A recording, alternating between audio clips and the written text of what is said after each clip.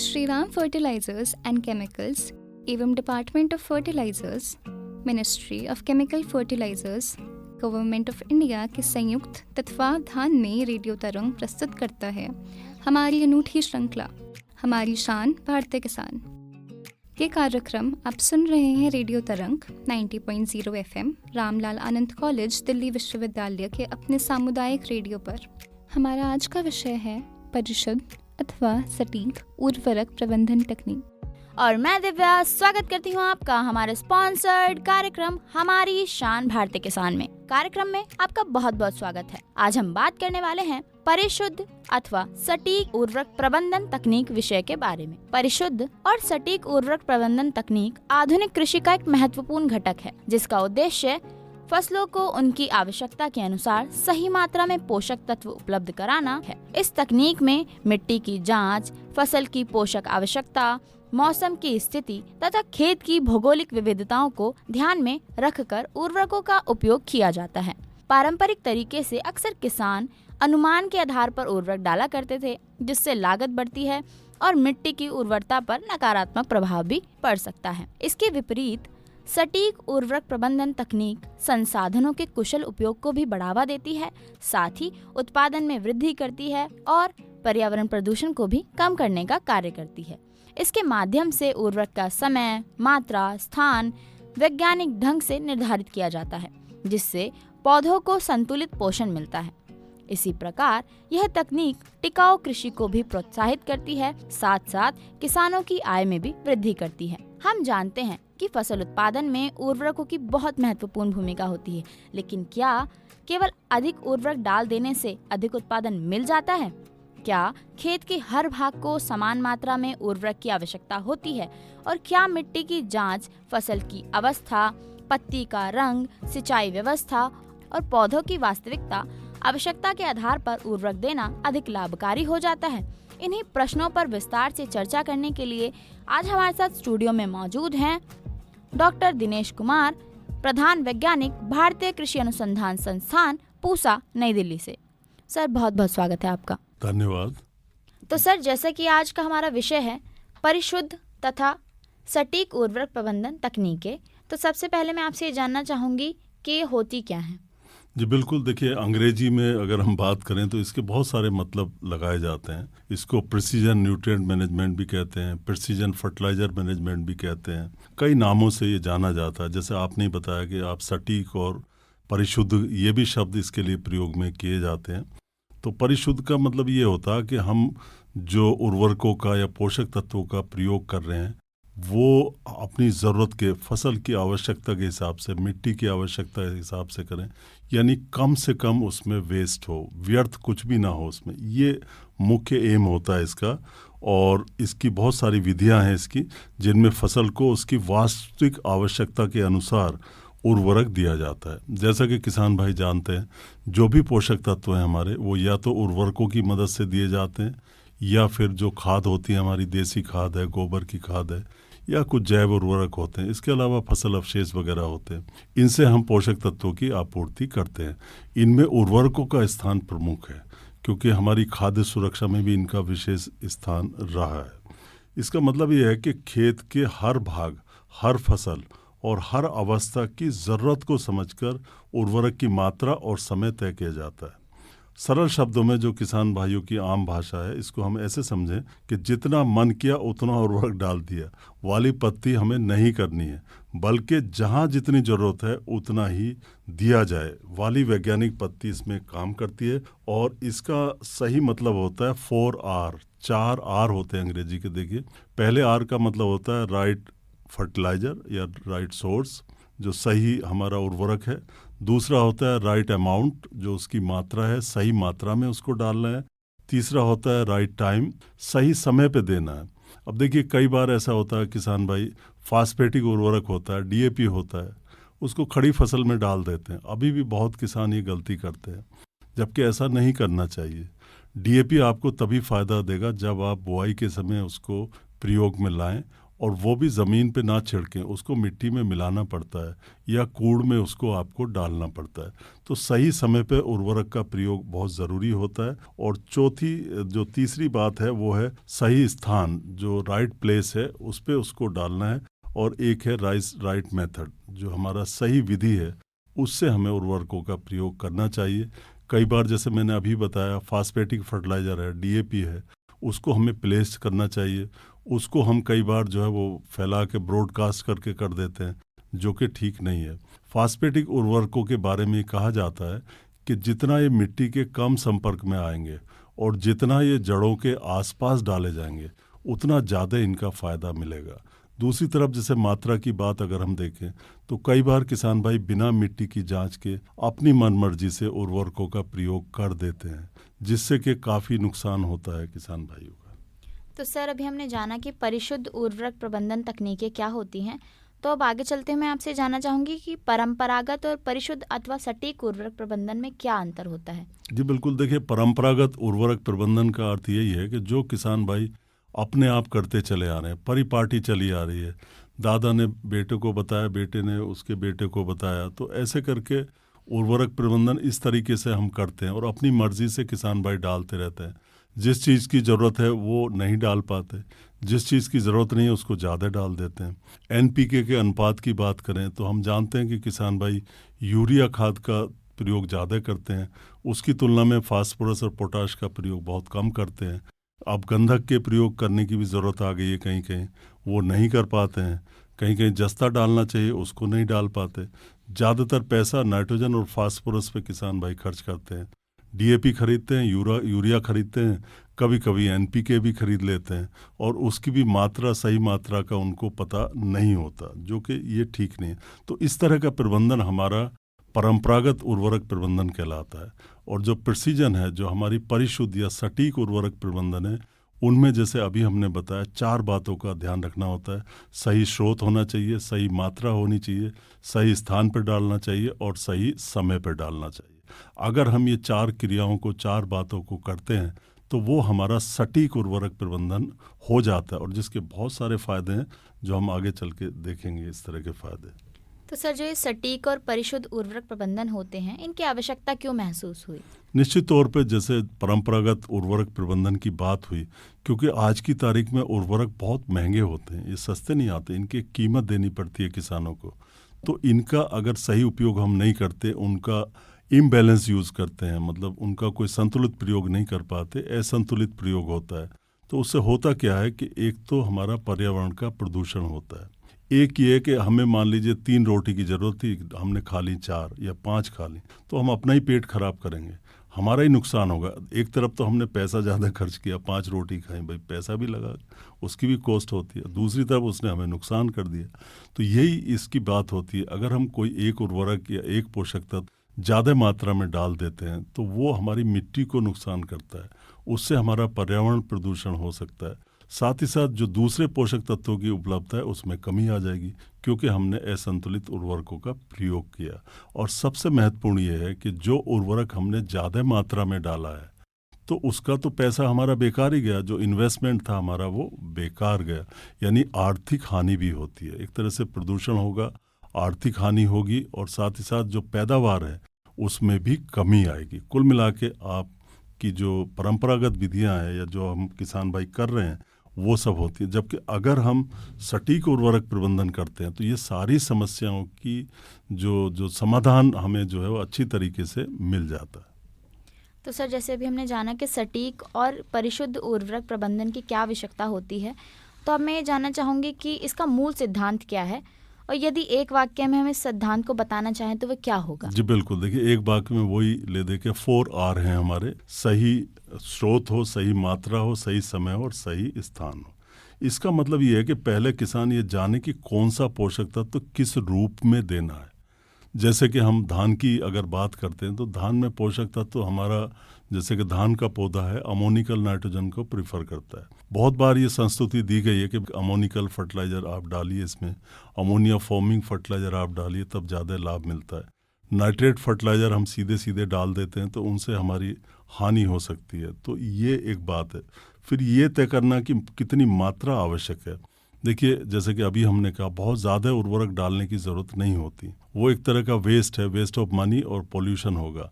लेकिन कई बार क्या होता है कि अगर हम एक पोषक तत्व ज़्यादा मात्रा में डाल देते हैं तो वो दूसरे की उपलब्धता को कम कर देता है। जैसे किसान भाई ऐसे समझ सकते हैं कि एक बहुत बड़ा तगड़ा पहलवान है तो वो छोटे पहलवान को दबा लेगा, उसको कुश्ती में हरा देगा। इसी तरीके से जिस पोषक तत्व की मात्रा मिट्टी में ज़्यादा होगी वो जिसकी मात्रा कम है, जो कमज़ोर है पहले से, उसकी मात्रा को और कम कर देगा और पौधा उस सूक्ष्म पोषक तत्व से या उस तत्व से वंचित रह जाएगा।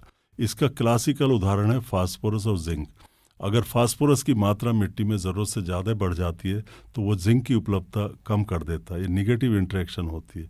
और उल्टा भी हो सकता है, कई बार किसान भाई जस्ता ज़्यादा डाल देते हैं, जिंक ज़्यादा डाल देते हैं, उससे फास्फोरस की कमी हो जाती है।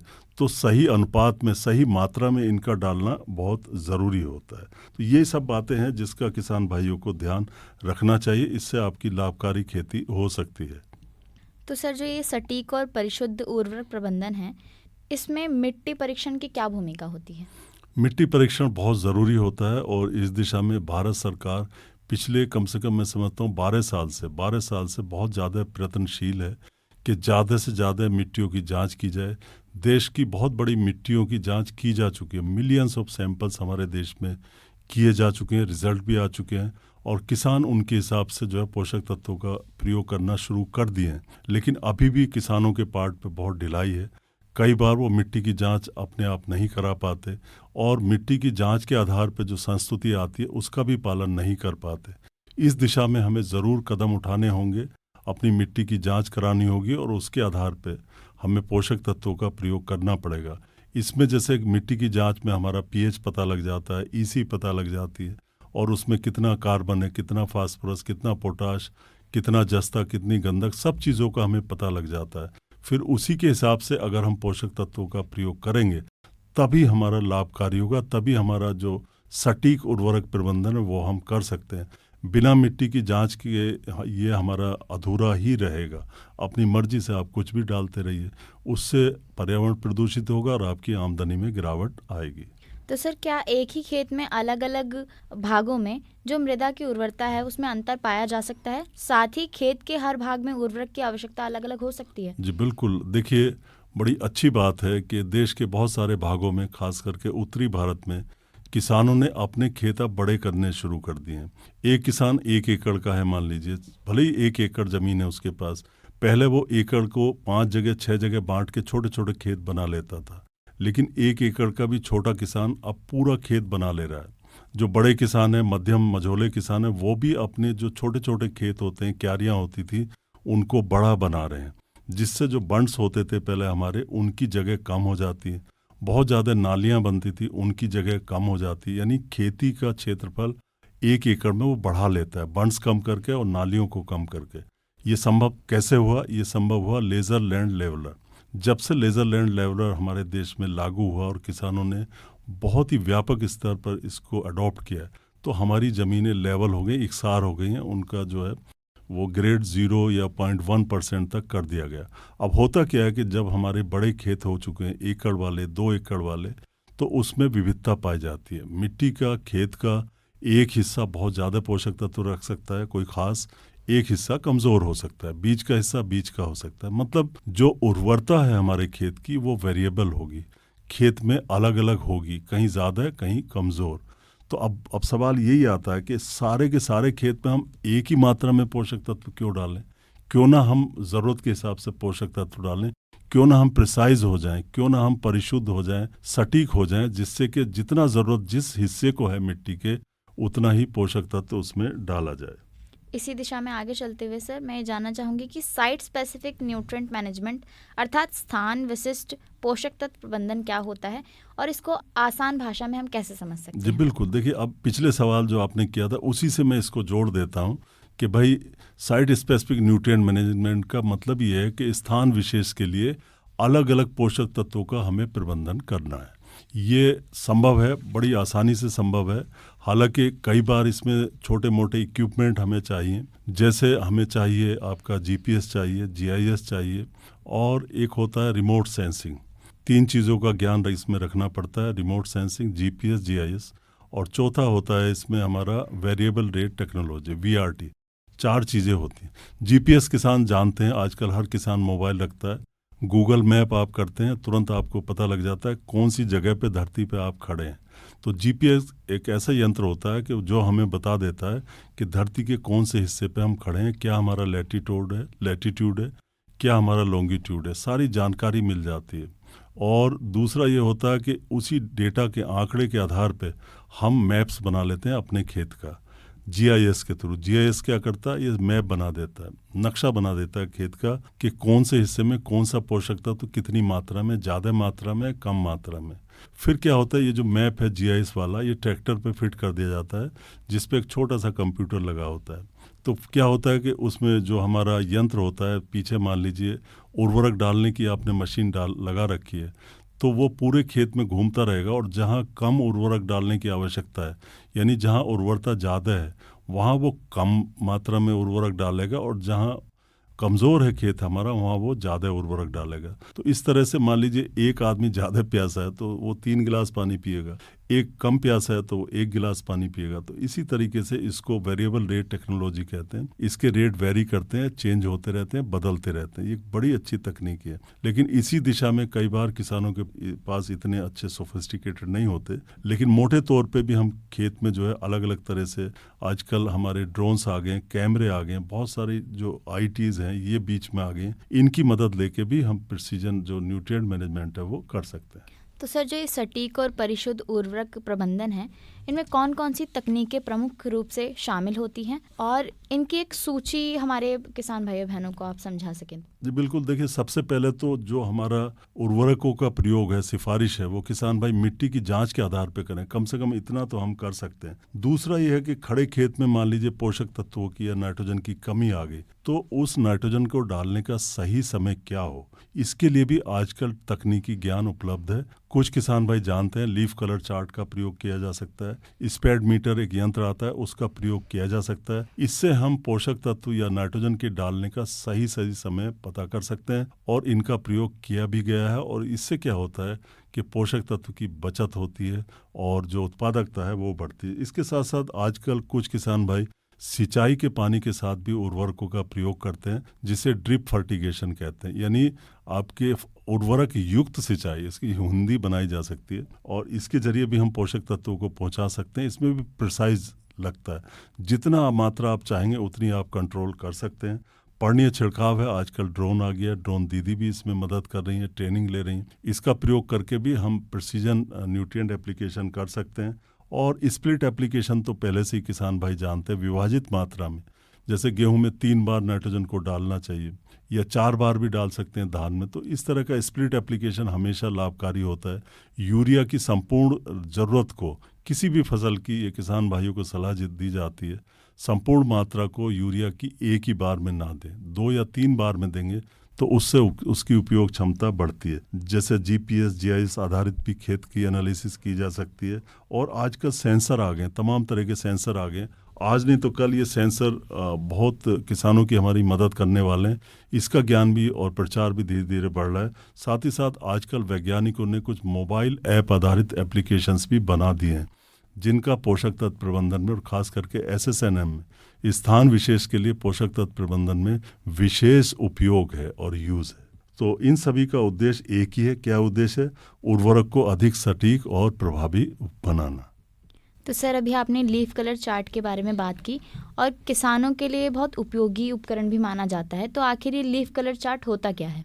देखिए, लीफ कलर चार्ट एक तरह का पैमाना होता है, और इसका मुख्य उपयोग धान की फसल, गेहूं की फसल या मक्का की फसल में नाइट्रोजन प्रबंधन के लिए किया जाता है। इसमें हरे रंग की अलग अलग गहराई वाली मोटे तौर पे 4 या 5 पट्टियां होती हैं, और किसान फसल की पत्ती के रंग की तुलना इस चार्ट से करता है, देखता है कहीं पीला रंग से मैचिंग हो रही या गहरे हरे रंग से मैचिंग हो रही। इसमें नंबर होते हैं 1 से 4, 1 से 5 नंबर होते हैं। अगर गहरा हरा मिल रहा है तो नाइट्रोजन की जरूरत नहीं है, और अगर पीले रंग से पत्तियां, ज़्यादातर पत्तियां मिल रही हैं, तो उसमें नाइट्रोजन का प्रयोग किया जा सकता है। इसके विस्तार के लिए किसान भाई KVK से और कहीं से ट्रेनिंग ले सकते हैं। बिना ज्ञान लिए आप इसका प्रयोग ना करें। और अगर पत्ती का रंग जैसे इसमें हल्का है तो उसमें नाइट्रोजन डालनी पड़ती है, गहरा है तो नाइट्रोजन नहीं डालनी पड़ती। तो इस तरह के से जो है लीफ कलर चार्ट भी हमारी काफ़ी मदद करता है।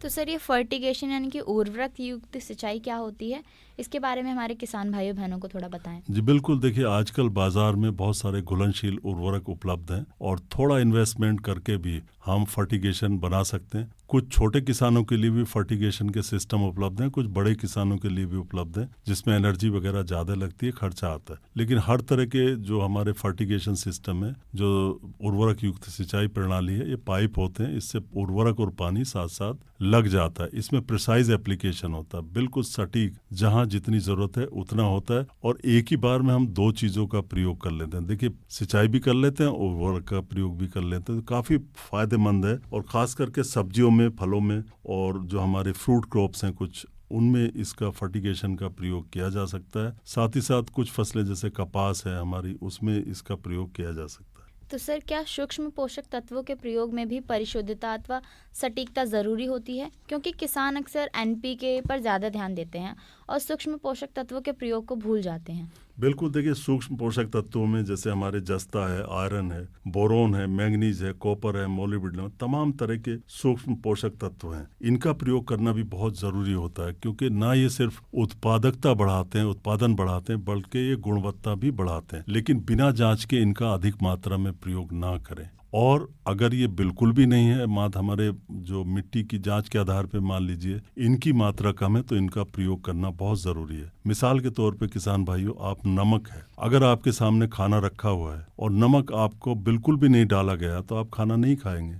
लेकिन नमक आप फिर डाल देंगे तो आप खा लेंगे खाना, लेकिन नमक आप जानते हैं कितनी कम मात्रा में डाला जाता है। इसी तरीके से अगर आपने नमक दुगना कर दिया, हालांकि वो भी कम मात्रा है, लेकिन जरा सा आपने बढ़ा दिया, तो भी आप उस खाने को नहीं खा पाएंगे। यही बात सूक्ष्म पोषक तत्वों की, अगर इनकी मिनिमम मात्रा मिट्टी में है तब आपको डालने की जरूरत नहीं है। कमी है तो आप डालें और ज़्यादा भी ना डालें, जैसे नमक की मैंने बात आपको बताई।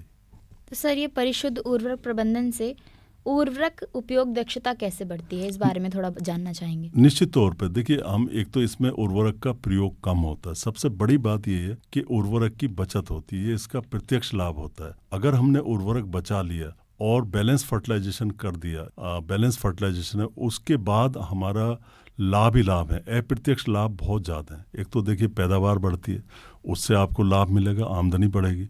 दूसरा, प्रदूषण इससे कम होगा, तो उससे भी हमारा जो स्वास्थ्य है वो अच्छा रहेगा। और सबसे ज़रूरी है कि मिट्टी की सेहत बनी रहती है। अगर हम मिट्टी की जांच के आधार पे या सटीक उर्वरक प्रबंधन करते हैं, तो मिट्टी की हमारी सेहत बनी रहती है और उसमें कम पोषक तत्वों से भी हमारी अच्छी पैदावार मिल जाती है। तो सर क्या ये परिशुद्ध उर्वरक प्रबंधन का लाभ केवल उत्पादन तक ही सीमित है, या फिर पर्यावरण को भी इससे कोई फायदा होता है? जी बिल्कुल, जैसे हम चर्चा कर रहे थे कि भाई यूरिया का प्रयोग किसान भाई बहुत ज़्यादा करते हैं। अब होता क्या है कि ये यूरिया लीचिंग के द्वारा, निक्षालन के द्वारा हमारे ग्राउंड वाटर में चला जाता है। ज़मीन के नीचे जो पानी होता है, जिसे हम हैंड पंप से या ट्यूबवेल से बाहर लाते हैं, उसमें नाइट्रेट की मात्रा कई बार बहुत ज़्यादा आ जाती है। जो बच्चे हैं, छोटे बच्चे, उनमें कुछ रोग आ जाता है, ब्लू बेबी सिंड्रोम कहते हैं। तो नाइट्रेट की ज़्यादा मात्रा नहीं होनी चाहिए। तो एक तरह से अधिक उर्वरक प्रयोग से जो हमारा ग्राउंड वाटर है उसकी क्वालिटी, गुणवत्ता प्रभावित होती है। दूसरी बार यही उर्वरक, फास्फोरस धारी और नाइट्रोजन धारी उर्वरक अगर झील में पहुंच जाते हैं या समंदर में पहुंच जाते हैं, वहाँ एल्गी वगैरह की ग्रोथ बढ़ा देते हैं, फिश, मछली मर जाती है। तो इस तरह के नुकसान इनसे हो जाते हैं। वो नुकसान सटीक उर्वरक प्रबंधन करके बचाए जा सकते हैं। तो ये तीसरे, कुछ इससे नाइट्रस ऑक्साइड गैस बनती है, अगर ज़्यादा हमने डाला तो वो भी एक तरह की हरित ग्रीन हाउस गैस होती है जो ग्लोबल वार्मिंग करती है। तो कुल मिला के नाइट्रोजनधारी उर्वरकों का खास करके प्रयोग संतुलित मात्रा में करना चाहिए। तो सर जो किसान भाई बहन यदि परिशुद्ध उर्वरक प्रबंधन की दिशा में आगे बढ़ना चाहते हैं, तो उनके सामने किस प्रकार की कठिनाइयाँ या मुख्य चुनौतियाँ देखने को मिलती हैं? जी बिल्कुल, देखिए कई व्यावहारिक कठिनाई सामने आती हैं जो एक्चुअल में किसान फेस करता है। जैसे मिट्टी के परीक्षण की सुविधा सब किसानों को अभी भी नहीं मिल पाती, समय पे सिफारिश नहीं मिल पाती, रिकमेंडेशन। किसान कई बार चिट्ठी लिखता है, फ़ोन से संपर्क करता है, कभी कभी उसको जवाब नहीं मिलता। तकनीकी ज्ञान की जो है कमी है, किसानों में जानकारी की कमी है, उनके पास उपकरण और सेवाओं की भी कमी हो जाती है, मार्गदर्शन की कमी हो जाती है। इस तरफ ध्यान देने की ज़रूरत है। तो सर, अंत में जाते जाते आप हमारे किसान भाइयों बहनों को क्या संदेश देना चाहेंगे? जी, मेरा खास संदेश यही है कि उर्वरक का प्रश्न केवल ज़्यादा या कम से मतलब नहीं है कि हमें ज़्यादा डालना या कम डालना, बल्कि सही या गलत से है। मतलब right time, right dose, right method और राइट प्लेस, इस पे ध्यान देना है हमें। साथ ही साथ अधिक उर्वरक प्रयोग से हमें बचना है और संतुलित उर्वरक प्रयोग करना है। और जो परिशुद्ध उर्वरक प्रबंधन का सार है वो यही है, यदि किसान इस सोच को अपनाता है तो वह लागत घटा सकता है, मिट्टी की सेहत बचा सकता है, फसल की उपज और गुणवत्ता में सुधार ला सकता है और सबसे महत्वपूर्ण है कि पर्यावरण की सुरक्षा भी कर सकता है। आज की खेती में यही वैज्ञानिक और टिकाऊ रास्ता बाकी है। तो सर, परिशुद्ध उर्वरक प्रबंधन जैसी इतनी महत्वपूर्ण विषय पर इतनी सरल, उपयोगी और इतनी विस्तारित जानकारी देने के लिए आपका बहुत बहुत धन्यवाद। आपका भी बहुत बहुत धन्यवाद। अभी आपने सुना परिशुद्ध एवं सटीक उर्वरक प्रबंधन तकनीकों पर आधारित हमारे एक खास कार्यक्रम। ऐसे ही और कार्यक्रमों के लिए आप हमसे जुड़े रहिए। रेडियो तरंग पर हम फिर हाजिर होंगे हमारी शान भारतीय किसान के एक नए एपिसोड में। अभी हमें दीजिए अनुमति। नमस्कार। अभी आप सुन रहे थे हमारी अनूठी श्रृंखला हमारी शान भारतीय किसान, जिसके प्रायोजक है Shri Ram fertilisers and chemicals और इसके प्रस्तुत करता है रेडियो तरंग 90.0 FM। हम उम्मीद करते हैं आपको हमारी आज की ये कड़ी पसंद आई होगी। यदि आपको इस कार्यक्रम से जुड़ा कोई सवाल या सुझाव हो तो आप हमें ईमेल कर सकते हैं radiotarang@rla.du.ac.in पर।